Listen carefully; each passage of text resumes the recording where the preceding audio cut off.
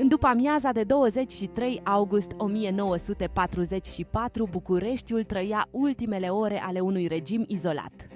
Ion Antonescu a venit la Palatul Regal pentru o audiență convins că putea controla criza.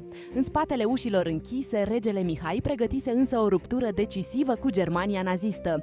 Când Antonescu a refuzat schimbarea alianței, regele a dat semnalul arestării sale imediate. Mareșalul și Mihai Antonescu au fost preluați rapid și duși într-un loc sigur, sub pază. În aceeași seară, regele a anunțat întoarcerea armelor și ieșirea României din axă.